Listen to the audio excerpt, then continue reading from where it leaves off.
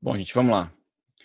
A gente está começando a aula, então, é uma aula de introdução à escala de permanência da linha-chave, uma metodologia de desenho ecológico que foi desenvolvida aqui na Austrália por um engenheiro de mineração e produtor rural chamado P.A. Yeomans.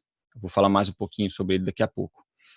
Primeiro, vou só dar um contexto para vocês dessa questão da função da água no desenho, da função da água nos assentamentos humanos, né? Precisando passar aqui. A gente tem, desde que a gente tem das civilizações mais antigas que a gente tem contato, as civilizações que perduraram por mais tempo e que foram mais sustentáveis, né? Algumas das civilizações que caíram, não porque elas depletaram sua base de recurso natural, mas porque elas foram invadidas. A gente tem várias comunidades tradicionais e indígenas que fizeram uso da água muito sofisticado, né? Aqui a gente tem os Incas em Machu Picchu. Aqui a gente tem um desenho tradicional de uma paisagem na Ásia, onde as pessoas têm um relevo muito acidentado e por muitas vezes a única forma de fazer o cultivo da área é dominando a água e fazendo em curva de nível. Nesse caso aqui a gente tem vários terraços em curva de nível e é um cultivo de arroz, né? Um outro exemplo aqui na Ásia, uma topografia um pouco menos acidentada, mas a gente sempre vendo que a função da água na paisagem dominando a maneira que as pessoas se organizam e dominando as pessoas, a forma com que as pessoas produzem também. Aqui a gente tem essa é uma área de captação no alto de um platô na cidade de Petra, no Oriente Médio, e aqui é uma bacia de captação. É uma civilização também que ficou assim, perdurou durante muito tempo e teve muito sucesso com a agricultura, com o domínio da água na paisagem, durante muito tempo numa região que é bastante árida, né? Essa região aqui hoje está perto da Jordânia, se não me engano. A imagem que está à minha esquerda aqui, o pessoal provavelmente já viu naqueles filmes do Indiana Jones e tal, que é aquela catedral que foi feita, esculpida na pedra, né? Mas a imagem que as pessoas não veem frequentemente é a imagem que está à minha direita, que são os dutos de condução de água, ou seja, a água sendo reticulada daquele posto de captação que eu mostrei no slide anterior, até os lugares onde eles precisavam ter acesso.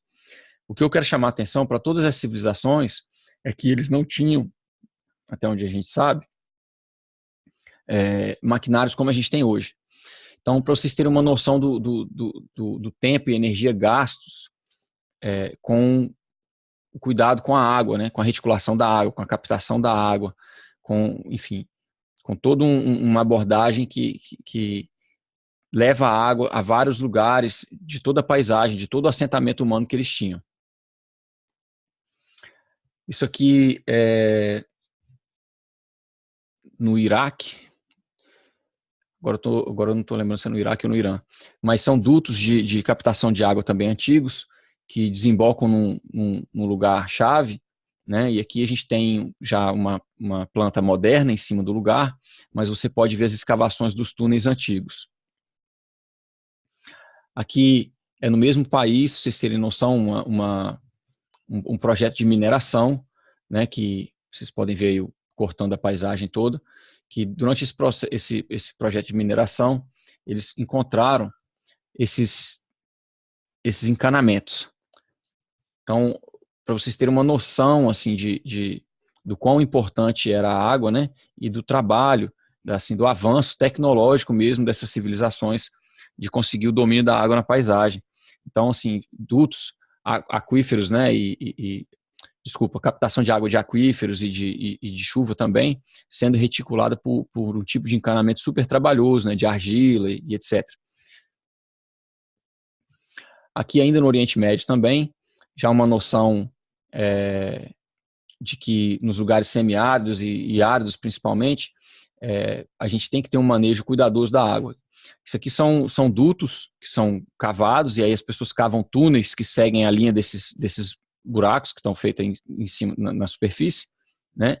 E a noção que tem aí, a lição que a gente tem aí, é uma noção que as pessoas que trabalham no semiárido hoje do Brasil e nas regiões ainda mais áridas do Brasil já começam a perceber, que é de que você não pode deixar a cisterna aberta, né? Nos lugares onde a taxa de evaporação é maior do que o índice pluviométrico, a gente tem que estar com a água coberta para evitar a evaporação. Essa é uma das grandes falhas, por exemplo, da transposição do São Francisco, que gasta uma obra bilionária, né, que joga água para todo lado no Nordeste numa transposição, mas sem cobertura, sem um plantio de uma mata ciliar em volta, em lugares onde às vezes a taxa de evaporação é maior do que a taxa do que o índice pluviométrico local. Aqui é uma foto dos túneis abaixo dessa aqui, ó, né, para vocês verem como é que é reticulado. E aí entendam, né, existe uma captação acima na superfície, existe uma captação de nascentes e existe todo um processo de reticulação dessa água no terreno com curva de nível a distâncias muito grandes e de forma bem elaborada. Aqui é um outro exemplo também básico, né, de que a civilização egípcia também, que durou durante muito tempo, foi uma civilização que ruiu por depletar sua base de recurso natural, mas que durante muito tempo teve um convívio muito harmonioso e muito produtivo com a margem do Nilo, do rio Nilo. Então, de novo, muita coisa sendo construída, levando muito em conta a hidrologia para a manutenção dos assentamentos humanos. Aqui é um outro exemplo, acho que em Yucatán, no México, e um exemplo dos maias, onde essa cidade, que isso é uma gravura, não é uma foto, né? Mas chegou a habitar várias centenas de milhares de pessoas, numa cidade onde era toda a água toda dominada, foi feita dentro de um lago, né? Por uma questão geopolítica e de estratégia também de guerra e tal, enfim, tem todo um contexto. Mas é uma civilização que teve um convívio muito forte com a água também, né? Aqui a gente pode ver, voltou demais aqui a gente pode ver as chinampas, que são um método de cultivo tradicional deles. Como funcionam as chinampas? Eles plantam aqui os salgueiros, né? E enchem de troncos de madeira e enchem isso aqui de palha e de lama do próprio fundo do lago, né? E aí começa o cultivo em cima. Então você tem aqui uma ancoragem da ciclagem de nutrientes feitas pelas árvores que fixam essas ilhas, né? Tem uma renovação constante de nutrientes pelo lodo do lago, que à medida que eles tiram as colheitas, eles cobrem de novo o solo com o lodo do lago, que nesse caso tem uma função dupla de adubação e de cobertura de solo. E esse sistema é um sistema que poderia funcionar ad eterno, que ele nunca vai conseguir depletar a quantidade de nutrientes que eles têm. De novo, é uma das civilizações que afundou por invasões e não por questões de depletar a sua base de recursos, né? Então, assim, só para dar uma entrada para vocês, a gente ter uma perspectiva assim, histórica da questão da importância da água, né? Esse é o P.A. Youmans, ele era um engenheiro de mineração e ele era um inventor também, então ele inventou vários implementos. Ele inventou um implemento que chama subsolador da linha-chave, que é esse que está na mão dele, em várias versões e para lidar com vários tipos de solo compactado. E ele também criou a escala de permanência. A escala de permanência, ela parte das coisas que são mais difíceis de mudar dentro de uma propriedade para as coisas que são mais fáceis.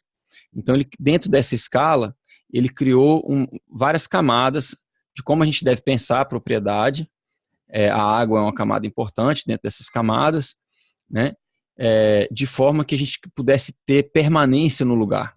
Então, eu vim mostrando para vocês algumas civilizações que perduraram durante muito tempo e outras que depletaram sua base de recurso natural.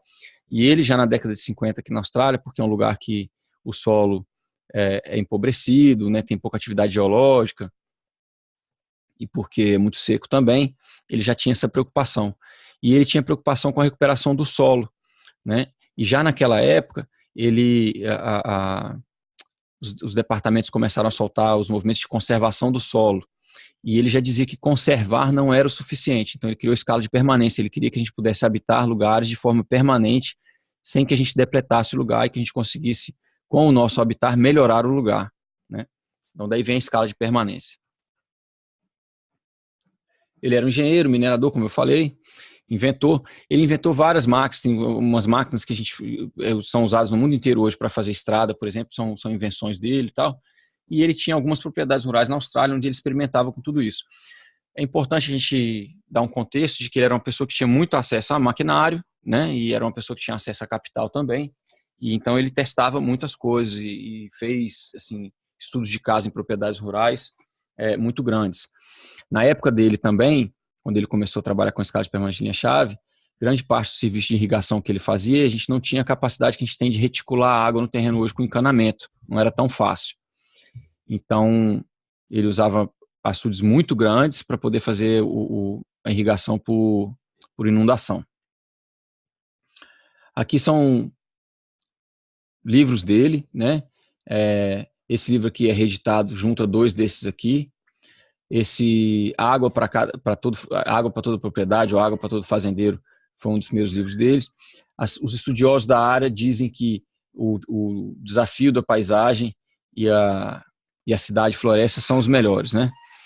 Esse aqui realmente é um livro, tem um inglês bem confuso, assim. Esse aqui tem uma leitura melhor. Esse aqui, ele trata da escala de permanência em ambientes urbanos, com a utilização de sistemas florestais para tratamento de esgoto, etc. Uma proposta bem de vanguarda, bem revolucionária, e que ainda hoje não foi feita, né? Tem o Darren participa de o Darren participa de um grupo de planejadores, onde eles estão fazendo uma ecovila no Havaí, baseado nesse trabalho aqui. Mas que eu saiba, é o único trabalho que se tem a partir dessa abordagem aqui de aplicar a linha-chave nos centros urbanos. Esse livrinho aqui é um livrinho muito bacana, que foi traduzido por algumas pessoas no Brasil, feito por um designer que hoje em dia trabalha com o Darren na plataforma dele. Tem a tradução dele, tem o PDF dele para o português, e ele é um livro de aplicação, é uma apostila de 20 e poucas páginas, com aplicação bem direta. Eu vou usar algumas referências desse livro aqui durante a apresentação. E o manual do Ray Guerin está no 3º capítulo. Cada capítulo segue também a escala de permanência da linha-chave. Ele já está no 3º, ele já fez clima, geografia, agora está em água, e é uma das grandes referências nesse assunto hoje em dia. Então vamos dar uma olhada na escala de permanência, então, da linha-chave. E vou tentar explicar também por que chama escala de permanência da linha-chave no decorrer da apresentação. Então a primeira camada é o clima, que no tempo do IOMAS ele estava trabalhando com o clima do lugar, né? A gente tem relativamente muito pouca ação sobre o clima, os padrões climáticos, etc. Na adaptação da plataforma do Regrarians, a gente trabalha também com o clima da mente, ou seja, talvez tão difícil quanto mudar um clima seja mudar o paradigma cultural de uma área. Então, antes da gente começar qualquer projeto, a gente faz uma avaliação detalhada do clima da mente também. E esse clima da mente a gente usa para isso uma ferramenta, que é uma ferramenta de gerenciamento holístico, é um módulo de gerenciamento holístico que trabalha com tomada de decisão. Eu estou trabalhando aqui com escala de permanência adaptada pelo Regrarians, então tem essa adaptação no primeiro item e tem 2 camadas a mais que ele colocou no final. A gente tem a geografia, que você faz o estudo da topografia, do relevo, desculpa a redundância, da questão da água, né, como é que fala, dos elementos topográficos, né? Tem a questão da água. Na sequência, o acesso, que são todas as estradas, não só a estrada principal da fazenda, ou de uma propriedade rural, mas as trilhas, as estradas menores todas. Junto com o acesso, a gente tem também as camadas de serviço, né? Normalmente, junto com o acesso, a gente distribui eletricidade, distribui as questões de fiação de telefonia para quem tem, os dutos de água, etc. A 5ª camada são os sistemas florestais, que nesse caso eles englobam... Eu estou com alguém... Não vai dar para responder essa agora, não. Os sistemas florestais, nesse caso da adaptação da plataforma do Regrams, eles englobam todas as questões de animal também, de criação, enfim. Em sexto vem as edificações, em sétimo as cercas, em oitavo vem o solo, e aí por último as adaptações que foram feitas pelo Darren, que são a economia e a energia. Só chamando a atenção para vocês verem que a gente muitas vezes faz as coisas fora dessa ordem. Por exemplo, às vezes a gente começa uma propriedade escolhendo aonde que a gente quer morar na propriedade, sem ter levado em conta o clima, sem ter levado em conta a geografia, o comportamento da água nesse lugar, né? Quais seriam os melhores acessos, etc. Então, frequentemente, a gente determina coisas na paisagem de uma forma que é aleatória. Então, a escala de permanência ajuda muito a gente a entender uma paisagem, a fazer uma leitura de paisagem mais eficiente, de forma que a gente possa abordar cada camada dessa no planejamento do lugar da maneira mais eficiente, que gaste menos energia para a gente, menos recurso financeiro e que permita que a gente viva nesse lugar por muito tempo. O clima, como eu expliquei antes, é toda a análise climática de um lugar, né? O índice pluviométrico, temperatura, os padrões climáticos curtos, os padrões climáticos longos, e, enfim, aí tem vários recursos que a gente pode usar para levantar essas informações. Hoje em dia com a internet é fácil. E tem a questão do clima da mente também, que é um inventário de quem são os tomadores de decisão, do que é o todo sobre gerenciamento, e, enfim, e um desenvolvimento de uma plataforma de tomada de decisão, que nesse caso aqui usa um módulo de gerenciamento holístico que é muito eficiente nesse sentido. Aqui é um modelinho do gerenciamento holístico, que assim, a gente faz o inventário, você tem o todo sobre gerenciamento, que no caso pode ser a propriedade que você está gerenciando, né? As 8 formas de capital em volta dela, quem são os tomadores de decisão primário, secundário e terciário. E aí dentro disso aqui a gente faz um inventário, faz um trabalho com as pessoas, elas descobrem, desenvolvem, né, a missão maior que elas têm, as declarações de qualidade de vida. Aí a gente desenvolve comportamentos e sistemas para que essas qualidades de vida sejam garantidas, né? E define também a base futura de recursos da propriedade. Ou seja, como é que a gente quer ver a água no futuro, a biodiversidade, o solo, etc. Aí a gente levanta várias métricas e aí a gente toma as decisões baseadas em todo esse conjunto de coisas. A missão, né, as qualidades de vida declaradas, os comportamentos e sistemas e a base futura de recursos. Então a gente passa as questões, as dúvidas ou as decisões por umas perguntas e esse conjunto de coisas aqui forma o que a gente chama de contexto holístico, que faz parte dessa camada 1 aí, que é o clima. Nesse caso, o clima da mente, né? Em seguida a gente vem com a geografia e a gente faz uma análise onde a gente procura entender o que são as cumieiras, né, o que são as cristas, os microvales, os vales, enfim, todos os elementos topográficos para que fique mais fácil para a gente entender o comportamento da água nesse lugar e que fique mais fácil para a gente também entender o que pode ser feito nesse lugar, qual é a capacidade que esse lugar tem para empreendimentos de produção rural, né? Ainda dentro da geografia, a gente usa algumas coisas que também são usadas na permacultura, mas que fazem parte da geografia. A gente faz a sobreposição de camadas de mapa, né? Usando esse passo a passo aqui. E faz também análise de zonas e setores. E aí parte para um desenho mais focado nas questões da escala de permanência. Mas esses elementos que são comuns da permacultura também fazem parte da escala, né? Aqui é um exemplo de layout feito em 2 dimensões, onde você tem as zonas, né, como a gente normalmente atribui na permacultura, mas dentro de um projeto que leva em conta a topografia para desenvolver o projeto de acordo com com a escala da linha-chave. Então, o que a gente chama de linha-chave é um ponto específico do terreno, que parte a partir do ponto-chave.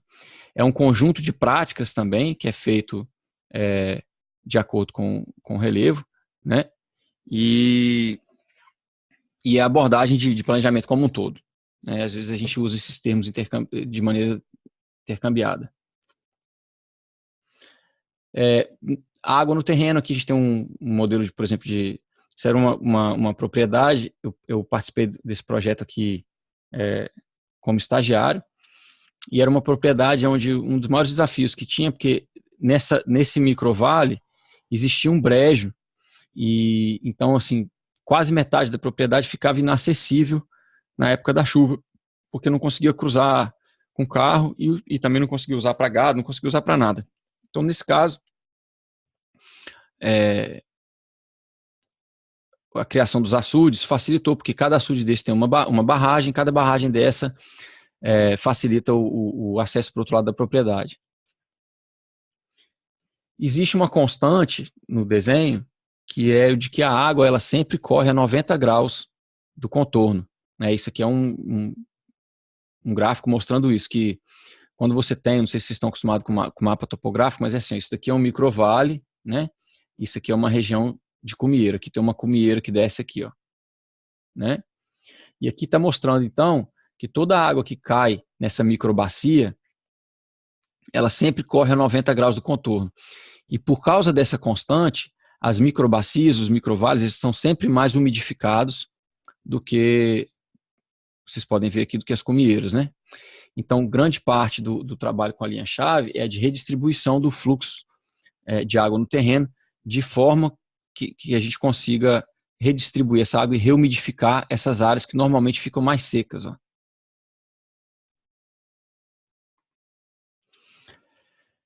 Então, quando a gente vê um mapa de curva de nível, né, a gente vê que as linhas vêm próximas e tal, e aí de repente tem um espaçamento, né? Normalmente nesse lugar a gente tem o ponto-chave, e a partir do ponto-chave, né, que não é onde o relevo passa de côncavo para convexo, é onde o relevo passa de propenso à erosão e começa a ter deposição de sedimentos, a gente consegue traçar a linha-chave. E a linha-chave ela percorre todo o microvale, mas ela para antes de entrar para a cumieira, por conta da definição que eu acabei de explicar no slide anterior. Esse é um slide daquele livreto que eu mostrei para vocês no começo, vai estar referenciado aqui embaixo, tá? Isso aqui é um corte transverso desse mapa aqui, né? Então você vê curva de nível aqui, ó, né? Fazendo uma emborcação aqui numa microbacia, ela vem, aí aqui ela espaça, ó. Então aqui no caso está o ponto-chave e a partir dele a gente desenha a linha-chave, tirando a curva de nível dele para um lado e para o outro, né? Aqui vocês podem ver desse lado aqui, deixa eu ver se eu faço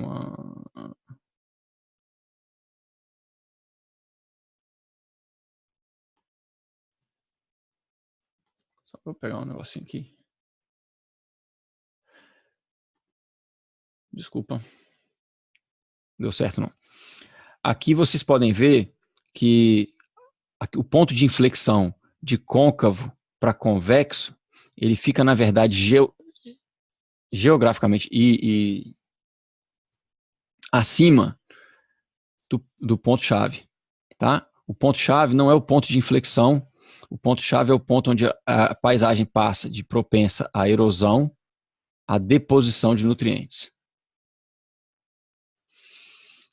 Esse aqui é uma foto clássica de um ponto-chave que foi tirada pelo Darren numa paisagem na Califórnia. Então aqui você pode ver, né, uma paisagem que está bem detonada, uma área bem degradada, provavelmente com o gado criado de forma extensiva, né? E você vê, ó, a erosão, né? As várias ordens aqui de córregos, aqui de pequenos córregos, né? E aí chega um momento onde todo esse material que vem, essa água que corre, ela encontra um ponto de deposição, onde se acumulam sedimentos e onde a água se acumula também. Vocês podem ver que essa área aqui é uma área mais verde em relação às áreas mais próximas. Então, uma foto clássica mostrando um ponto-chave. No caso, o ponto-chave aqui seria bem no comecinho aqui, né? E aqui seria uma curva de nível para cá e uma curva de nível para cá. Aqui o uso da água é a irrigação por inundação, né? É um uso muito exagerado de água, assim, hoje em dia seria considerado um desperdício. Na época, pela falta de encanamento, etc, etc, era super válido. Hoje em dia ainda tem algumas pessoas que usam esse método quando o contexto delas tem uma abundância de água ou quando elas têm por alguma outra dificuldade qualquer de reticular água no terreno. Mas hoje em dia a gente consegue fazer a reticulação da água por canos de irrigação e vários tipos de irrigação de forma mais eficiente, né? Aqui, exemplificando agora o acesso à camada 4, né? É uma fazenda aqui no sul da Austrália, que foi planejada pelo Darren e depois o dono seguiu planejando usando a escala de permanência para fazer isso. Chama Taranaki e o que eu quero mostrar para vocês aqui é como que o desenho, a elegância do desenho, onde você tem uma estrada de acesso que é multifuncional, né? Você tem aqui um sistema florestal sendo plantado do lado da estrada de acesso, você tem essa estrada de acesso funcionando como uma vala de infiltração, né? E ela capta a água para encher esse açude aqui, e ao mesmo tempo ela também harmoniza o plantio dos sistemas nesse mesmo formato no decorrer por todo o terreno, né? Então a sobreposição das camadas, ela acaba revelando um desenho que ele é elegante, né? E funcional. Aqui é a mesma fazenda, é o dono da fazenda, andando numa estrada que a estrada não é feita em curva de nível, mas a curva de nível orienta a estrada. Então a gente tenta no máximo possível fazer com que as estradas tenham um gradiente bem suave e fazer com que as estradas tenham uma multifunção.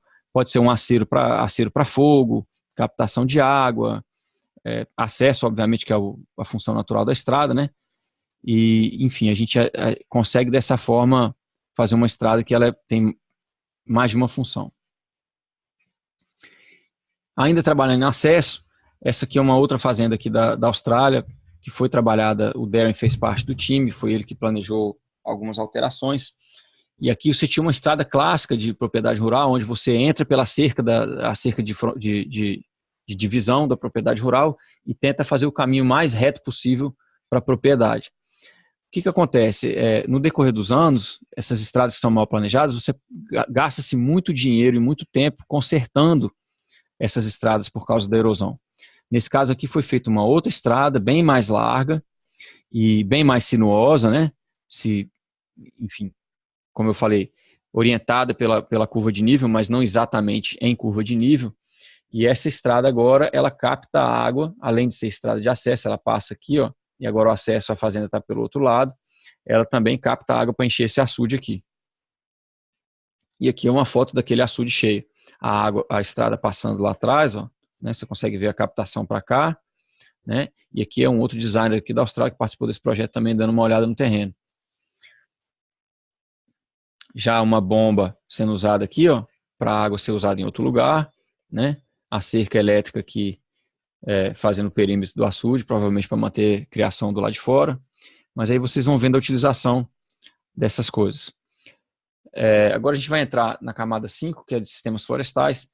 Dentro dessa plataforma, os sistemas florestais também englobam todos os animais. A gente não tem tempo para discutir tudo isso, mas isso aqui é só para mostrar para vocês como que o sistema, isso aqui são sistemas florestais e silvopastoris na New Forest Farm, que é uma fazenda nos Estados Unidos, ele é produtor e planejador de propriedade rural também, ele chama Mark Shepard, ele tem um livro chamado Restoration Agriculture, né, que é a agricultura da restauração. Muito bom o livro, e ele também trabalha com noção de linha-chave e tal. Existe um debate se a abordagem dele está correta, se não está, mas o que eu quero chamar a atenção aqui, na verdade, é para a elegância dos sistemas e como que os sistemas agora passam a ajudar a água. Ou seja, a água veio primeiro na escala de importância, e porque ela vem primeiro, os sistemas florestais se beneficiam dela e ajudam a reticulação da água por todo o terreno. Aqui é um outro modelo de desenho do Darren, só para vocês verem, nesse esquema da linha-chave, essas linhas verdes são sistemas florestais, né? Então aqui, esses que estão retos assim, são sistemas florestais que foram criados para barreira de vento. Esses que estão aqui, ó, vocês vão perceber que eles têm um caimento diferente da curva de nível que está em preto, tá? Então, aqui está mais fácil de ver, olha só. Você vê que aqui tem uma cumieira, ó, né? E você pega um ponto mais alto possível no microvale e faz as suas linhas passando para uma área mais baixa da cumieira. Então, é esse comportamento aqui que faz com que a gente consiga usar sistemas florestais também para redistribuir água no terreno. Aqui essa área é a área minha aqui, de novo a mesma coisa, né? Mostrando que as linhas de árvore, elas começam, no caso aqui a cumieira está aqui no meio, né? As linhas começam numa área que seria mais úmida e redistribuem a água para a área do centro, que seria a área mais seca, né? Então, nesse caso aqui, por exemplo, eu fiz um plantio no padrão de linha-chave, mas eu não tinha o ponto-chave dentro da área manejada. Mas com o mapa de curva de nível, você ainda assim consegue usar esses princípios para fazer o planejamento da área. Aqui é uma ilustração do manual de desenho em permacultura, do Bill Mollison, mostrando, né, a importância do posicionamento das edificações. Hoje, a gente coloca os prédios em vários lugares das propriedades e há a revelia da água e a revelia do que a gente pode fazer com o uso da gravidade. Antigamente, como a gente tinha menos acesso ao motor, principalmente aos combustíveis fósseis, para mover maquinário e tal, a gente fazia as coisas com mais consciência do relevo, das curvas de nível, né? E a gente normalmente sempre posicionava as edificações abaixo de um ponto possível de captação de água. Então você vê que tem um açude aqui em cima, né? Aqui é um celeiro, ó. O celeiro capta água para os tanques de água, o excedente porque quando você planeja bem planejado, o excedente do tanque vai para um açude. Aqui você tem a captação por vala da água para o açude, né? E mais abaixo, não alinhado com a barragem, um pouquinho para o lado da barragem, você tem o posicionamento da casa. Isso é muito importante, porque no caso de um futuro de escassez energética, que é o que a gente vai viver, né, a gente tem que usar a água por gravidade. Então, de novo, está aí, a edificação vem depois da água, que vem depois do acesso, que vem depois dos sistemas florestais, e aí só então que você vai, na verdade, revelar na leitura daquela paisagem onde é que a casa vai. Isso, obviamente, no cenário ideal. Muitas vezes a gente já compra um lugar com uma casa lá. Nesse caso, tem que pensar se você quer mudar de lugar, se não quer, se você, enfim, são considerações a serem feitas, mas no planejamento correto, você não define primeiro onde você vai colocar a casa e depois você sai planejando o que você quer. Você lê a paisagem, vê a escala de permanência e aí você posiciona a edificação. Tem um arquiteto, eu esqueci o nome dele agora, ele fez aquele movimento que é do berço à cova, uma tradução assim grosseira para o português. Em inglês é From Cradle to Cradle. Ele é um arquiteto famoso que está trabalhando com essa coisa de a gente fazer, projetar coisas com a vida cíclica, né? E ele tem uma frase muito interessante, que ele fala assim: a humanidade se acha muito inteligente, mas a gente entre o descobrimento da roda e colocar a roda na nossa bagagem, nas nossas malas, demorou 5.000 anos. Então, é uma crítica dele, por exemplo, a questão de que a gente usa pouco os conhecimentos que a gente tem. Dentro do planejamento de propriedades rurais, o fato de a gente poder mover as coisas dentro da propriedade abre portas muito importantes, tanto para aumento de produção, para melhoria dos serviços ecológicos prestados, né, por meio da nossa intervenção no lugar, e eficiência de produção também, né? Então, nesse caso aqui, a gente tem uma ordenha, que é um chassi, né? E é uma ordenha móvel.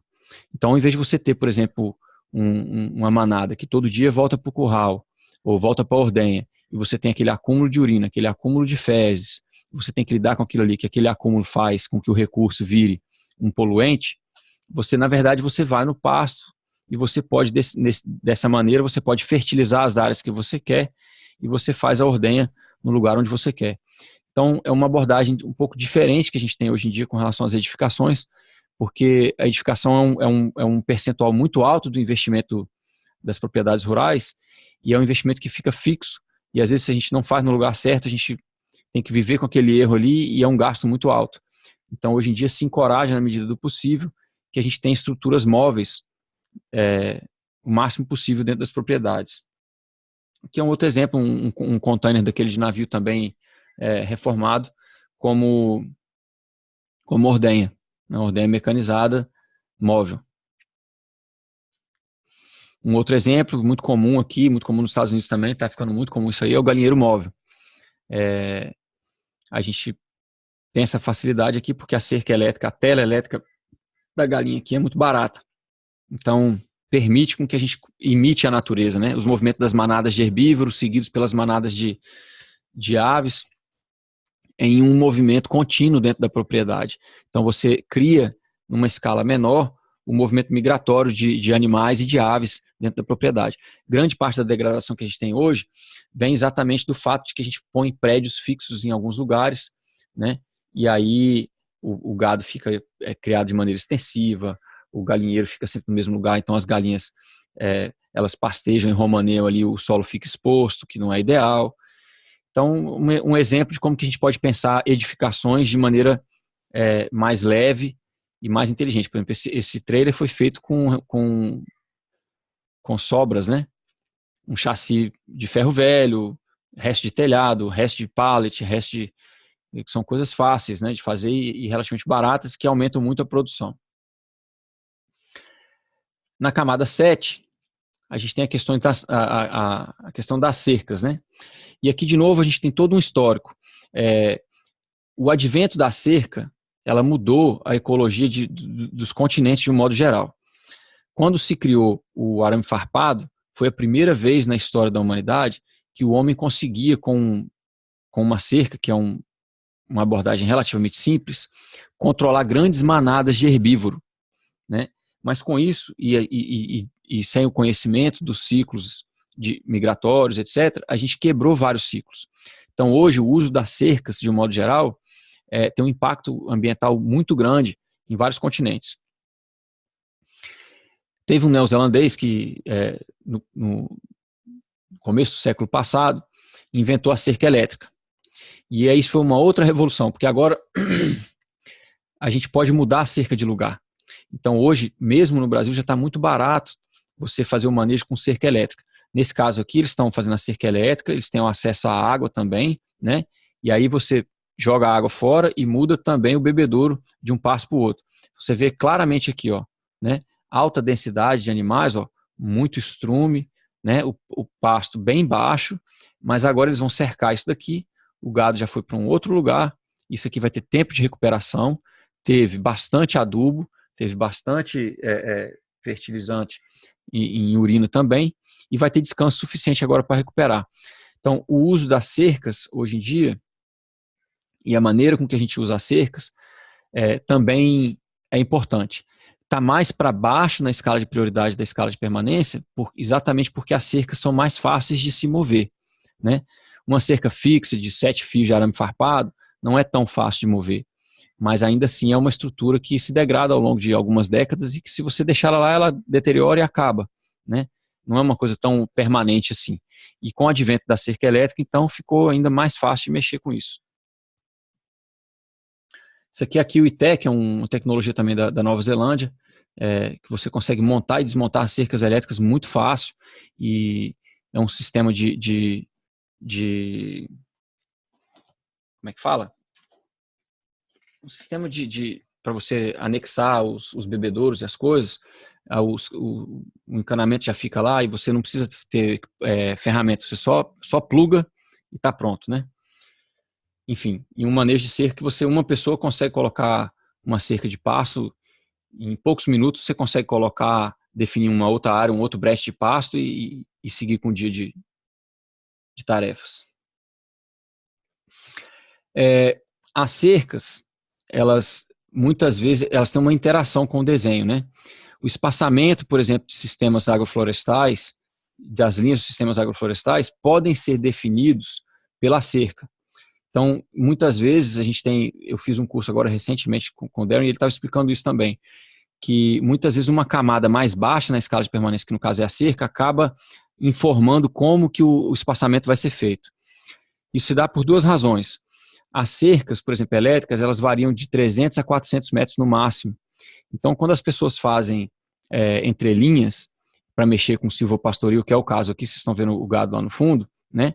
O espaçamento entre linha, às vezes, frequentemente, não às vezes, pega exatamente aquele espaço do rolo de fita elétrica ou de fio elétrico. Então, vai variar entre 200 a 400 metros, dependendo do tipo de equipamento que você tem disponível. E é interessante você fazer uma análise de todos os empreendimentos para você saber o que gera mais renda por hectare, se é o sistema florestal ou se é o silvopastoril. Se for o silvopastoril, a distância das suas árvores vai ser maior, porque você tem mais produtividade com o silvopastoril do que com a árvore. Então a árvore passa a ajudar um outro sistema. Se você tem um sistema florestal onde você agrega valor com árvores, etc, e por hectare é a árvore que produz mais, a sua entrelinha vai ser mais estreita. São coisas a pensar quando a gente lida com cerca, né? Por último, o solo. Eu não vou entrar muito em detalhes de recuperação de solo. A gente tem hoje aí os biofertilizantes, que são bem baratos, e fazer correção de solo. Tem a cromatografia de solo, que é uma maneira que a gente tem também de identificar os minerais que estão faltando no solo, para fazer uma reposição mais específica, né? Abordando o caso a caso. Mas na origem da escala de permanência, o IOMAS criou o arado, né, de linha-chave. Isso aqui é uma roda que ela é desbalanceada de propósito, são duas, né? E elas começam a girar, e aí elas passam a girar numa certa velocidade e criam uma vibração em todo esse implemento. Então, quando ele entra para debaixo do solo, né, o subsolador entra para debaixo do solo e começa a rasgar sem virar o solo, sem expor o solo, porque quando você vira o solo, você expõe os micro-organismos ao sol, e aí você degrada ainda mais o solo, você vai rasgando o solo e a vibração faz com que você consiga trabalhar com solos muito degradados, às vezes pedregosos, nesse sentido. Tem um detalhezinho de desarmamento aqui, que tem uma pressão específica quando você encontra pedra muito grande ou alguma coisa muito, muito compactada, onde isso aqui desarma sem quebrar. E aí você pode simplesmente mover alguns centímetros para frente, baixar de novo o implemento, fixar de novo e seguir. Né? A abordagem do IOMAS para o solo é de que você tem que fazer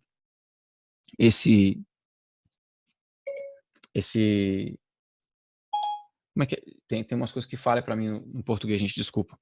Você vai rasgar o solo no padrão da linha-chave, né? E isso vai aumentar a absorção de água. Isso aqui você pode semear pastos, né, perenes, capins perenes, etc. Mas a abordagem dele é que você faz isso aí para aumentar a capacidade de água, você usa junto com o gado ou com outros herbívoros para a recuperação do lugar em movimento, e você já fazia junto com isso também o plantio dos corredores de árvore. Então, na abordagem dele, não é só você fazer o subsolamento, não é só você rasgar. Era o rasgar em vezes subsequentes, né? Fazendo com que as raízes tenham mais aprofundamento no solo, e aí você recupera a função ecológica, os serviços ecológicos, a partir do estabelecimento de capins perenes de raiz profunda, né? E das árvores também nos corredores. Então, aqui um exemplo, né? Captação por meio de vala, para um açude, né? E o padrão o subsolamento do terreno sendo feito no padrão da linha-chave. Vou explicar o padrão da linha-chave para vocês daqui a pouco. Desculpa. Aqui é um exemplo esquemático também, que tem no manual da permacultura, mas na verdade é do IOMAS da linha-chave, né? Você começa com o solo compactado, né? E aí no primeiro ano, você pode passar até 6 centímetros de profundidade, dependendo do seu esquema de chuva, você pode até passar uma segunda vez no mesmo ano, já passando para 12 centímetros de profundidade. Né? E aí, no ano seguinte, você pode passar para até 18 centímetros de profundidade. E aqui está mostrando como que o simples fato de rasgar e aprofundar e dar acesso, né, às camadas mais profundas, à água, né, e ao ar, como é que o estabelecimento dessas gramíneas aqui trabalha a fixação de carbono no solo, recuperando o solo rapidamente, né? Por isso que o solo está nas camadas mais baixas da escala de permanência, porque a gente pode facilmente degradar o solo, mas ele já sabia desde a década de 50 que a gente também pode facilmente recuperar o solo. Aqui é um padrão de linha-chave também feito, um desenho do Darren também, e ele desenvolveu esse implemento que ele faz o subsolamento, faz o encanteiramento e ara tudo numa passada só. E com um detalhe assim de eficiência aqui, que nesse caso, usando esse equipamento, o ideal seria que a gente tivesse bastante cobertura de solo para já vir plantando e cobrindo o solo, porque o solo fica exposto, às vezes por muito tempo, né? Mas às vezes é uma opção muito melhor você usar um maquinário que passa uma vez só e já prepara tudo e deixar o solo um tempo descoberto, do que você usar o maquinário várias vezes para ir cobrindo de pouco em pouco, né? Aí vai depender do contexto de cada um, do tamanho de área a ser implementado, etc.